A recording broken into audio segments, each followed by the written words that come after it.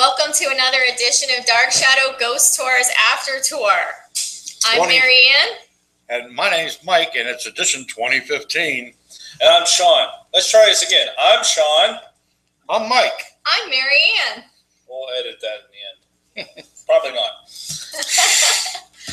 Well, we're coming to you live from Gettysburg. We're actually in the dining room area of the place that we're staying, which is actually 1900s farmhouse that we're staying out here for a week, and we got some fun planned. We actually did a few things that we're going to talk about tonight. If you've been to Gettysburg before, you know it's rich in history. If you're a paranormal investigator and you've been here, you know this is like the holy grail places to go. Let's start out with yesterday. It was our first day on our way here. We left Ohio and headed out here to Gettysburg, Pennsylvania. We had a lot of fun on the way. I mean, Dark Shadows crew gets together. It's always fun. Had a little road bump along the way, so we want to give a shout out to Mr. Tire in Irwin, Pennsylvania for hooking us up. Had a little picnic along the side of the road. And we sure did. That was lunch, and we got things going and kept on trucking. So we got here last night and got all settled in. We got the whole crew here. We got Laura's here, and Lee's here, and Andrew's here, and Kay's here. They're all helping us out a little bit with the production. Then last night we went out and did a little bit of investigating at one of the local spots that a lot of people go to, but we'll talk about that right now, actually. What we're talking about is the Sachs Bridge. What did you guys think about the bridge last night? Mike? Good spot, bad spot, mediocre. It's a great spot, but you got to remember that you are not alone there. It's a public place, and lots of locals. Oh yes, a lot of college kids out there. So it's busy, it's noisy, and not really a good place to try to go and do a quiet EVP session. Now, you and I had come out here 2 years ago, and we went to Sachs Bridge one night, and it was very quiet. I mean, we had people that came by a couple of times, but last night there were just a ton of people out. Last night it was nice out though. It was a gorgeous evening. What was it, 80-something degrees? 86. 86. 86. But when we were here a couple years ago, it wasn't raining. It was raining that night. You're right. So, could have something to do with it. Maybe go out in the rain. That might help. But if you do some searching, especially on YouTube, about Sachs Bridge, some of the paranormal activity, you're going to come across the video that another paranormal team, I believe they're from Gettysburg. Actually, I know they're from Gettysburg because we ran into them last night. But they filmed this the video, and there's some questionable comments about the video, and whether it's true, the phenomenon that happens, or you get that back and forth with paranormal groups, all that type of stuff. So we thought, okay, there's something fun to do, doesn't cost anything, be a great night out, first night here. Let's go to the bridge and see if we can duplicate what they did on the video. Mike, do you want to, I set it up there a little bit. Do you want to explain a little bit more what I'm talking about? Absolutely. We, on this video from this group, there's a handrail on the end of the bridge, and a soldier supposedly from the Tennessee Volunteers will smoke a cigarette. And when he's done smoking the cigarette, well, as he's smoking, he will move and rotate the cigarette and then eventually knock it off. Well, we wanted to try to duplicate this. So we set up the camera and focused it on there and tried to go step by step And we were able to duplicate the video that they have online. And it was good, but the only real conclusion that we could get from it, I believe, is you could tell that the cigarette was being drawn as far as any movement of the cigarette and it actually being knocked off the pipe or flicked off the pipe or falling off the pipe. That's all open to debate. And we've been talking about coming up with some creative ways to possibly test those things. And we had a little powwow meeting about an hour ago, actually. And it actually was a pretty good debate. We had some good discussion, and I think we may be going back to try it again. But we did it twice. Yes. And got the same results on the drawing of the cigarette. And everyone's probably saying, well, we want to see this video. Well, you're going to, but not tonight because we have limited internet, and we'll be posting this stuff when we get back to Ohio, a little bit higher speed internet. And you'll be able to see this video and post your comments. That's what this is all about, is going out and collecting stuff and sharing it with other people. And let's see what you think about it. Sachs Bridge, though, if you don't know anything about it, I'm going to turn it over to our residential skeptic and tour guide, Marianne, to give you a little bit of history about Sachs Bridge. Okay. Well, the Sachs Bridge was a bridge that when the Confederates were retreating, they crossed over that bridge, and they had found that they had some individuals in their company who were not quite trustworthy. And I know they weren't quite trustworthy, and so they actually hanged them. So they hung them from the one end of the Sachs Bridge rafters, and some of the paranormal claims are that they can be seen hanging in pictures from time to time, or that you see some movement in pictures, mists, things like that. I think Miss Laura caught a picture with maybe potential ectoplasm on the bridge. Okay, yeah. So those are some of the things that there are for the bridge itself. There's some other things. I remember a couple of things from when we were here a couple of years ago. A lady in white, a misty lady, mists and things like that along the path from their retreat onto the bridge, and some of the waters under the bridge being a reason for that paranormal activity.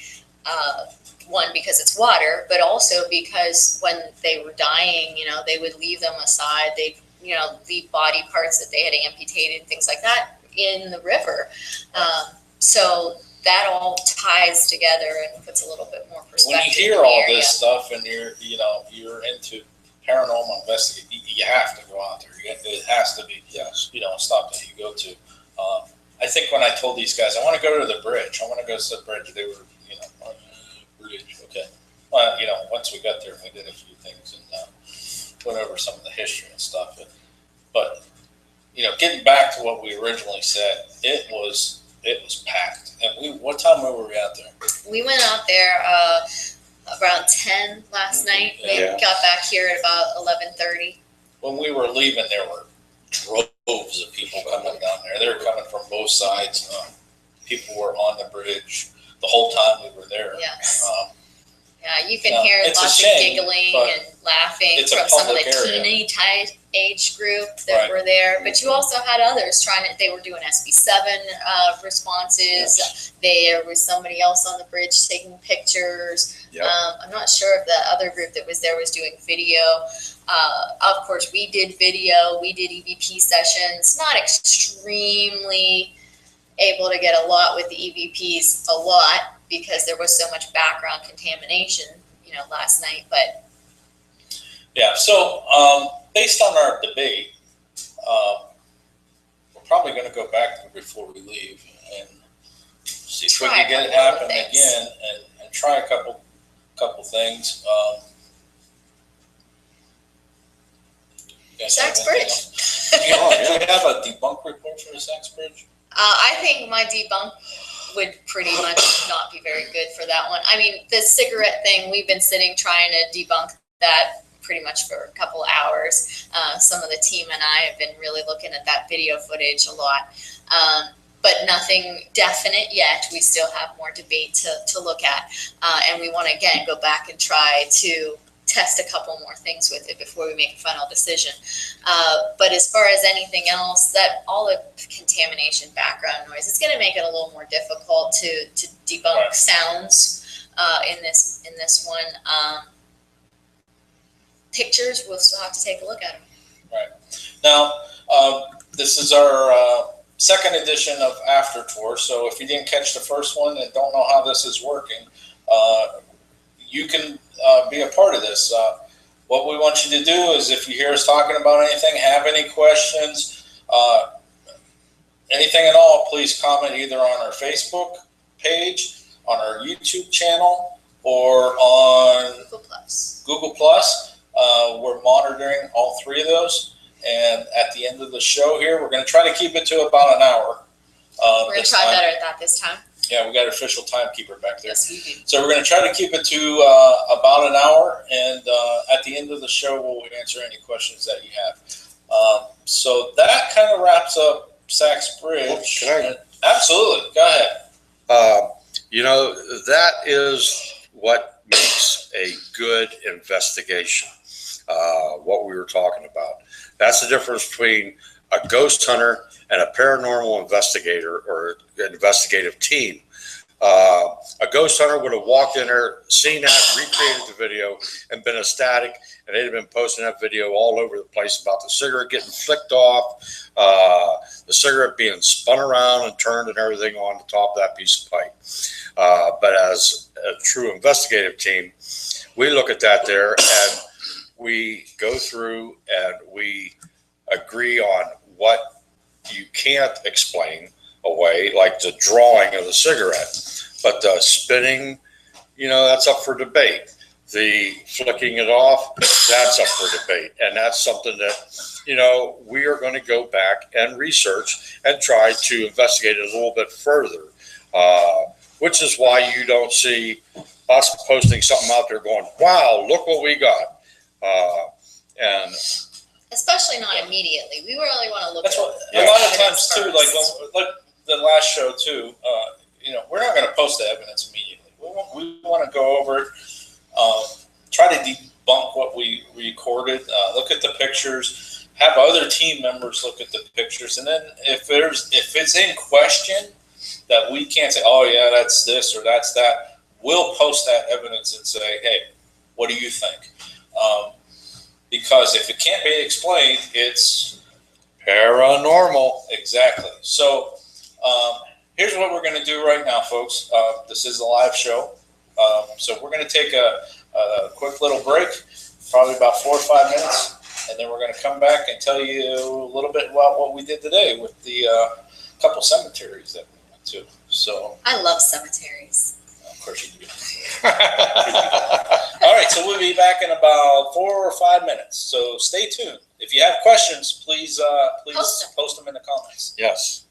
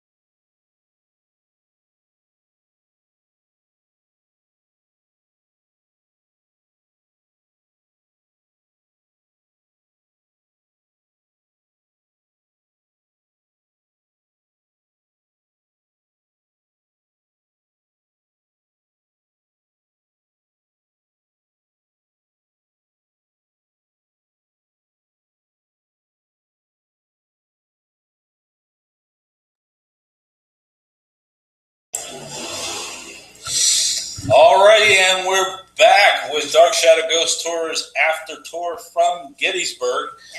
We're talking about the Sachs Bridge, National Cemetery, and Evergreen Cemetery on this edition. Again, please, if you have any questions about Gettysburg, about what we're talking about on this episode, please give us a comment, ask your questions. We'll try to get to them at the end of the show. Marianne has a little bit more about Sachs Bridge because she's like the keeper of all creepy stuff. And our skeptic and our tour guide. And go ahead. I love collecting samples of things, something in my nature. So last night after we did the cigarette thing, replicating the video. Did we say who the video thought we were talking to? Tennessee, he mentioned that it was someone from Tennessee Regiment, so they call them Tennessee. The Tennessee Volunteers, yep. Yes. But I collected. I got a couple more shots of whiskey, so I'm good to go. I collected one of the cigarettes that we used in last night's experiment, so we'll have that available for us to take a look at later. I don't know why we'd want to, but I thought it was important to collect it. So we can get some ghost DNA. Oh, okay. Ectoplasm. Send it off the Ray and Egon. Plus, we don't really want to, litter or anything, so we should have collected those. So we collected our cigarette. All right. Well, today's adventure, we went. Of course, we have to. We went and hit some cemeteries. One of which, if you come to Gettysburg, you absolutely, positively have to go to, and that's the Soldiers National Cemetery. Very sombering place. Kind of puts into perspective the size of the battle that took place here. Once you're in the small town of Gettysburg and then go up and see just the total number of burials that took place there. And the number of unknowns. And it's very sombering. There are rangers that are tour guides and a wealth of information as far as historical about the battle and about the cemetery. Also, for those of you who don't know, this is actually the location of where Abraham Lincoln gave the Gettysburg Address. Not actually in the cemetery, but that's where the people who came to listen to him gathered, and he was here to dedicate the National Cemetery. So, Marianne, why don't you tell us a little bit more about the cemetery? About the cemetery itself? Well, when you walk into the cemetery from the street, to the left, you'll see a platform. They call it the rostrum. And it is a location where most people, when they come in, they think this is where the Gettysburg Address was held. Because it's a pergola, basically. And it's across from the monument. It's right across from the monument for the memorial for the Lincoln Gettysburg Address. And so most people think that's it. And it's not. But what's really cool about it and that I love about it is that there's not really a floor on there. It's grass. So when you walk in there, and you can walk up on it if you want to, there's grass on there. It's not really any planks or bricks or anything. I think that's really cool. And I think it was 6 of our presidents. Between all of us, we probably got about 98 pictures of it. So we'll be posting that later. Yeah, but I think it's 6 of our other presidents, not Lincoln, but of our other presidents who did perform Memorial Day speeches on that platform. So that's really another very cool piece of history that you get to see right there. Then you kind of move around and you see some of the different monuments and some cannons from different areas of the battles. And then you get to the Soldiers National Memorial. And around it in arcs, doing half circle arc around the monument, you actually have all the over 3,500 Gettysburg soldiers who were killed in battle here. And they're separated by their state, if they were able to identify them. And a minute ago, I kind of mentioned that there were a lot of unknowns. And still to this day, there's a lot of individuals who are unknown. But if you remember back in those days, they didn't have dog tags. They didn't have anything really to identify them. So if they couldn't figure out by their uniform or a picture or something that was on their person that identified a letter home that had their name in it or something like that, they didn't know who they were. And so they're actually in spots that are listed as unknowns. And it's kind of very sobering, but it's also nice to see that they have them all laid out. If they know their names, they have them on the placards at each of the soldiers' resting places. They are buried 4 feet deep in pine boxes, and they are buried shoulder to shoulder as they were in battle. And they are all Union soldiers. Those are all Union. The Confederate soldiers, their parents came and claimed their bodies, or their bodies were taken and shipped home. Or some of them are still buried in shallow graves around the town. Where they fell. Right. So. I kind of snickered there, but I thought you were going to tell your little story when we were leaving about you asked the ranger. You asked the ranger if there was any Union soldiers and Confederate soldiers, and I told him, hey, well, I understand. I guess to the victor go the spoils. Yeah.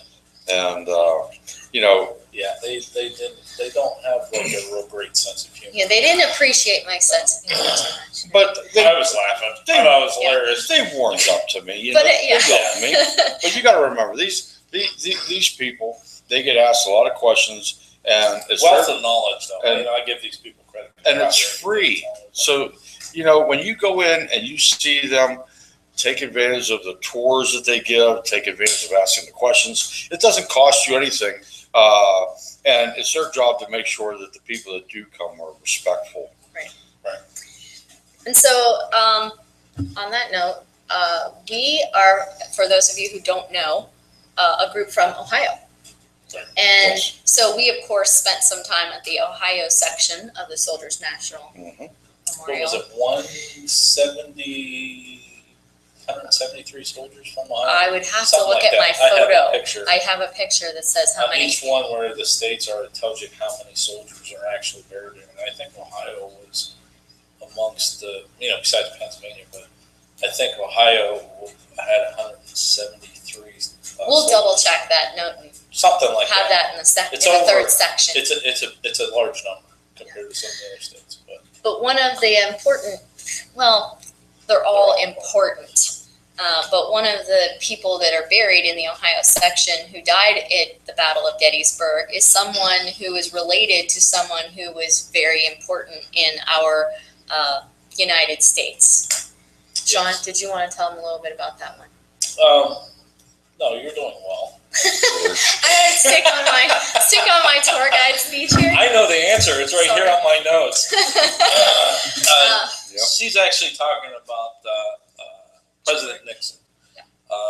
There is a picture, we've seen it, of President Nixon came to the National Cemetery and he went to the grave of his great-grandfather, which is George Nixon from Ohio. He died July 10th. Yes. Was wounded, which would be the second day, July 2nd. So he passed away in one of the field hospitals, most likely. And I can't read the rest of your writing. So, but there's a picture of when President Nixon actually came to the National Cemetery to that spot. Right. I think he placed a wreath.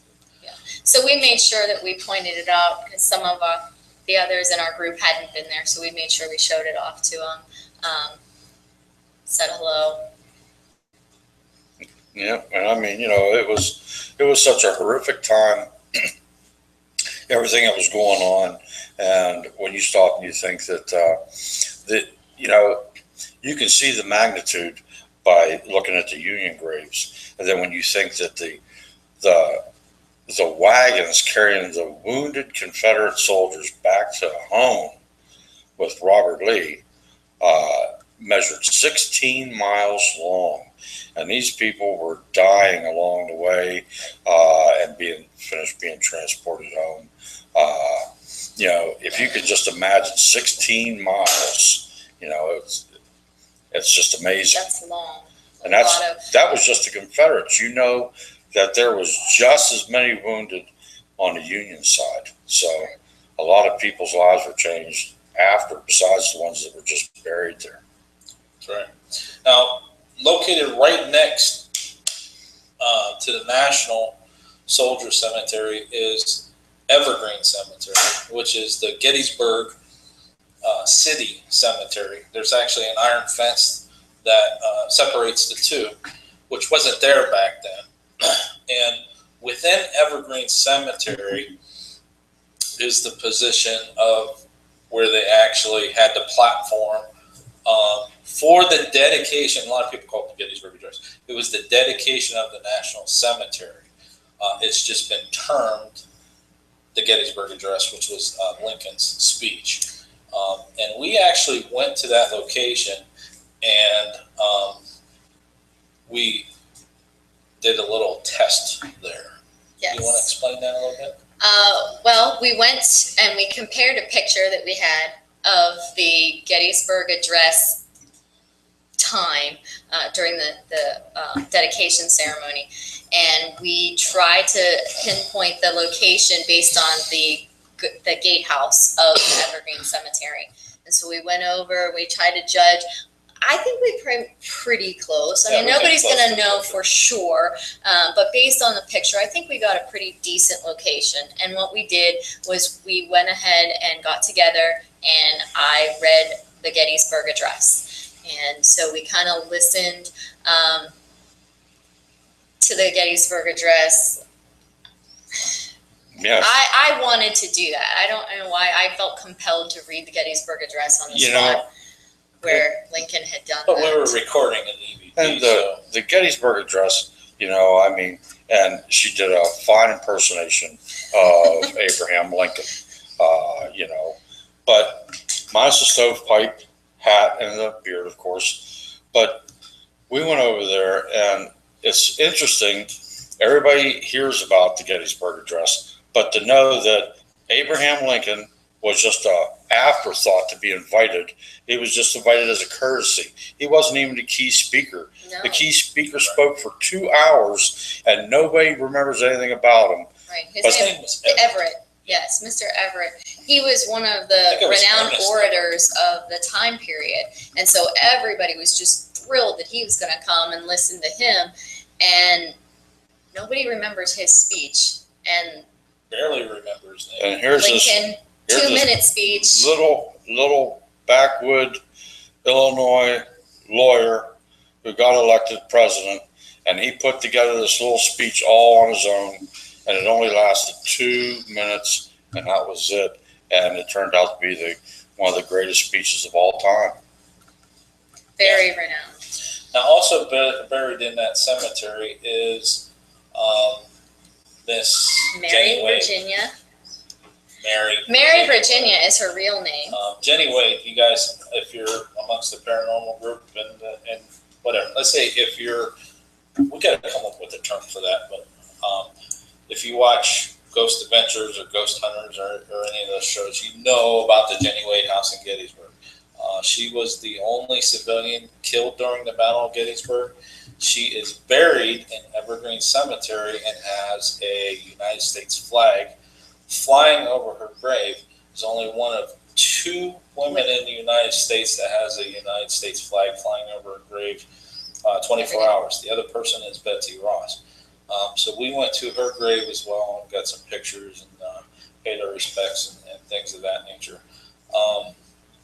But we'll have more on her story later. Yeah, we got a little bit more on Jenny Wade later. But what did you guys think about both of those cemeteries? I know it's a little different going, when things start clicking in and you see the monuments and the cannons and you see what you're actually looking at. It starts to become sombering, and it's not like some of these other older cemeteries that we go to because you're starting to put stories together. But what do you guys think?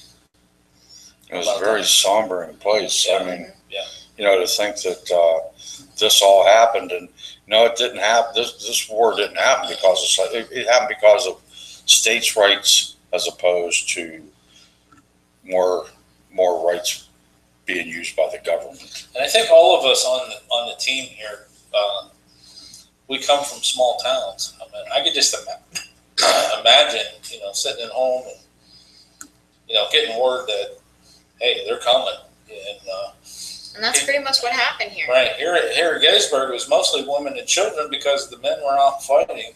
And they get word that, you know, Confederates are on their way and Unions coming in and batten down the hatches, man. They're going to go at it. This is like the major battle on northern soil. And I could just, it would just be mind blowing. Yeah, you're sitting in your living room, and next thing you know, you got a chip being blown out of the corner of your bricks by a cannonball, or there's a bullet coming in and smacking your windowsill, or coming through the window and hitting the door, you know. And it's just amazing to try to figure out, you know, how it would have been to live in that time. Yeah. There is one person who's buried in Evergreen Cemetery that I know specifically that I want to find his grave. And I looked around today and I didn't find it. So if anybody out there knows, type it in and let me know. But I'm looking for the exact location of Johnston Jack Skelly, his grave. It's supposed to be somewhere near Jenny Wade's. We looked for it. We looked for it. We didn't find it. But that was actually Jenny's fiance. Well, allegedly. Allegedly. Childhood friend, definitely. Definitely, yes.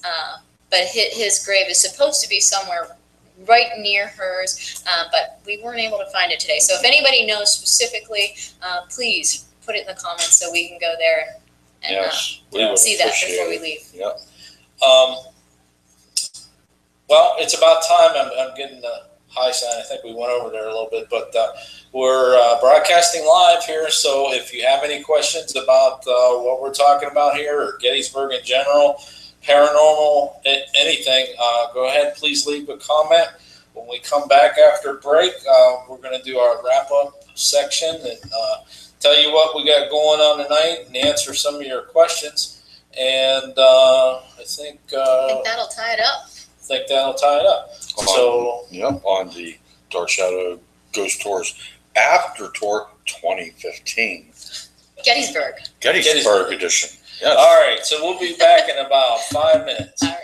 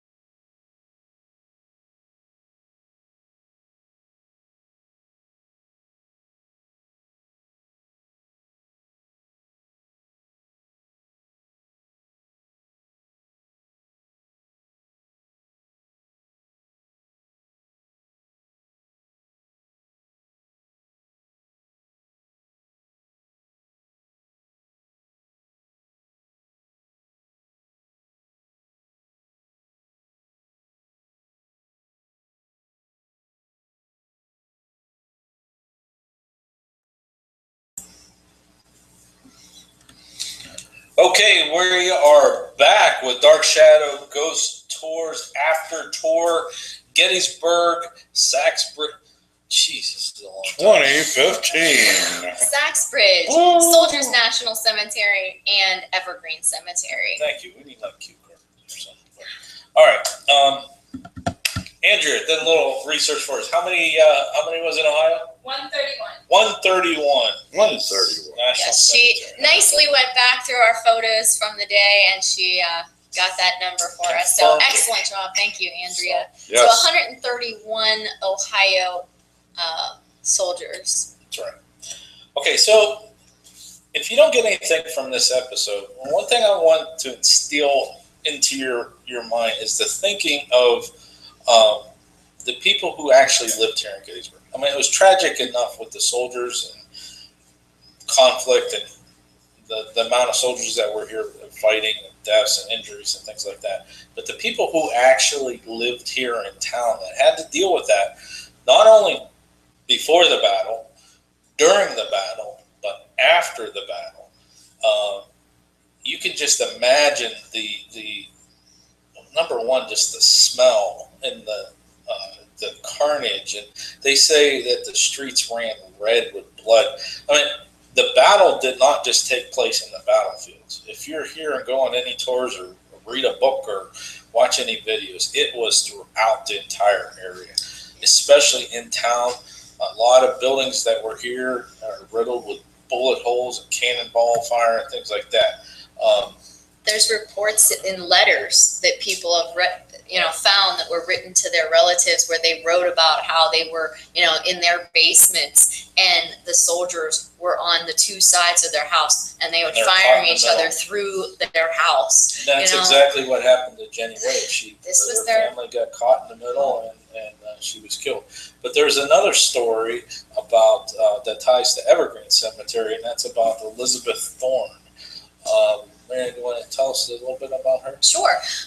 She's fantastic if you ask any woman who's ever been pregnant. I've never had that experience, but Elizabeth Thorne was married to Peter Thorne, who was the superintendent of Evergreen Cemetery at the time of the 1800s. And he joined up with the military for the Union cause. And he left his wife, Elizabeth, in charge of the cemetery while he went off to war. She was actually in charge of it from 1862 to 1865, where she was the caretaker, basically, for the cemetery.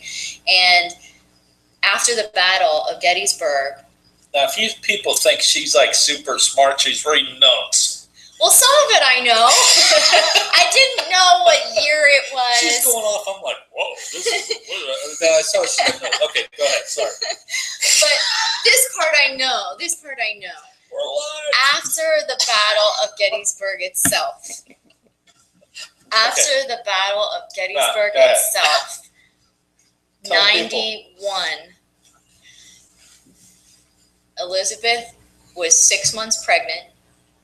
And she went out and she dug the graves for and buried 91 soldiers. 6 months pregnant. While she was 6 months pregnant. On her own. On her own. There's some theory of whether her elderly father helped her a little bit, but 91 graves to dig by hand because they didn't have the technology we have today. Yeah, they didn't have a backbone. Yeah, so 91 graves. They say it's in the rockiest portion of the cemetery is where she was actually doing this digging. 6 months pregnant. Tough one. Yes. Outside do you know how many kids she had? I don't know how many kids she had. I know she has at least That's a good question. I know she had at least one. But there's a monument to her at the front of Evergreen Cemetery now, and there's no placard that says this is her. But it's a woman. You can tell she's pregnant, and she's got a shovel she's holding. So it's a monument to Elizabeth and all the work that she put into Evergreen Cemetery right there after the battle. So, and she lived right in the gatehouse. So in the gatehouse out front, which is still here today and was there during the time of the battle, and you can see in the pictures of the Gettysburg Address, she lived in the gatehouse with her husband and then eventually her child or children. I'll have to look up how many children she had. But they lived in that gatehouse, and so that's where they have their offices at today for the Evergreen Cemetery, is right in the gatehouse where she lived. And I think she was her family was the first to live in the gatehouse, if I'm not mistaken. So Very cool. yes, definitely tough woman. Yes. I don't think I'd run into her. Would you? No. 91 grade. She's got to be an expert with I mean, a damn shovel. I mean, she clubbed me in the head. I was part of a dig, an archaeological dig, where we moved 117 bodies from a cemetery from 1804. And let me tell you, I was digging. They took off the top 4 feet with a backhoe when we did it, and then we dug the rest of the way down by hand. And let me tell you, it's not easy. And he's messing with this woman. I'm crazy.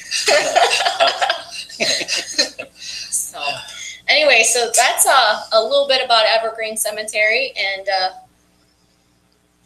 all right. Do we on have to the next. any questions? You gonna tell him about tonight? We'll tell them after we answer. Oh, okay. Oh, okay. Okay, our first question. What made you guys decide to go to Gettysburg?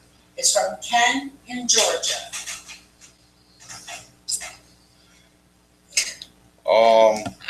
Well, that could vary. What part of Georgia? Stop it. Why did we come to Gettysburg? There's a lot of history here, and I know I love history. I love architecture, the buildings and things, especially the old buildings. And then, of course, Gettysburg is an extremely haunted area. What's that place too? It's got good ice cream. Mr. G's Ice Cream. If you come here, it's across the street from Farnsworth House. Plug for Mr. G's Ice Cream. It's fantastic. That's why. I love Mr. G's Ice Cream. It's really good. And Mr. G's building has some paranormal claims too. Just saying. But We like have to have some ice cream. Like Sean said at the beginning, Gettysburg for a paranormal group is like the Holy Grail. It's Graceland for the paranormal. Yeah, you have to come here because there are ghosts everywhere. I mean, just not one particular location. You're talking the entire town. Yeah. You got Farnsworth House. You got Sachs Bridge. You got the battlefields. You got Dobbin's house. You got Jenny Wade's house. What's the ice cream place? Mr. G's. Mr. G's. Yeah, the orphanage. David Will's house. The college. The Grove. 1863 hotel. Mm-hmm. They're everywhere. And there's ghost tours. It's an industry. And a lot of the homes. If you haven't been out investigating, and you want to get into it, come take a ghost tour. Yeah. I mean, a lot of the homes and a lot of the churches and just buildings here in town, they were used as field hospitals. The trauma that went through this town is really what makes it really, really an important place to visit. What else we have? Where are you staying? Gloria in Virginia would like to know. Oh, you like our building today, huh? We're actually staying in a 1900-ish. So this house wasn't here during the battle, but we're staying in a 40-acre farmhouse. There's 10 of us here, and it's part of the property that is on the battlefields. Saturday night, we're going to be doing a live investigation of where we're staying in the battlefields and broadcasting our DVDs and stuff like that. But we're not going to give the actual address of where we're at. Not that we don't want visitors, but it's actually a very, very cool place. I mean, it's very relaxing and peaceful, and we're having a great time so far. Mm-hmm. So. Anything else? That's it? That's it. All right, those were fairly easy. All right, so tonight we actually have 2 investigations scheduled. The team is actually going to go out to Jenny Wade's house. Well, actually, not her house, but where she died. Okay, sorry. they call it the Jenny Wayne House, but we're going to go do a 2-hour investigation there, and we're doing a 2-hour investigation at the Children's Orphanage or National Soldiers Museum. It's not called that now, but actually that building. So tomorrow night, if you tune in, we're going to give you an update of that investigation, our personal experiences, and what we have planned for tomorrow during the day. We're going to try to hit some spots during the day if the weather hangs out, or it's actually it's raining right now. That doesn't matter for the 2 places that we're going. So we got that coming up for tomorrow night. Another live broadcast. We're going to try to start around 8 o'clock tomorrow. And then we're going to wrap up Saturday night with probably about a 4-hour investigation of where we're staying here, where we'll broadcast our DVRs live, and then break in a couple times and kind of tell you what we ran into and things like that. So before we go, this is the crazy lady's idea. So I have all kinds of good ideas these days. Sleep in peace. But we want to bring in some of the other team members. The rest of our team, come on in. Come on in behind. Just for a quick second, say hi. Come on in behind us. Come on. Come hang out by Glenn. Which Glenn? Kay's not coming in. She's like, no, I'm not. She's camera shy. My mom, Kay, you can find her on Facebook. So this is Andrea giving bunny ears and antlers. Last episode, we were picking on her pretty good. And this one that just came in now, that's Lee. She's been working our tech stuff. Yep. Whoops. And coming in now is Laura. We're actually broadcasting from her bedroom. yeah. She sleeps under Glenn. She sleeps under the blanket Glenn back there. Laura, did you wrap up in Glenn last night? No. Oh man. All right. So And leave it in your leave it in the comments if you'd like to hear more about that. So this is the first of 3 episodes that we're going to do live from Gettysburg. So tune in tomorrow night at 8 o'clock. So from all of us here at Dark Shadow Ghost Tours, we wish you a good night and happy hunting. Good night. Yes. Good night.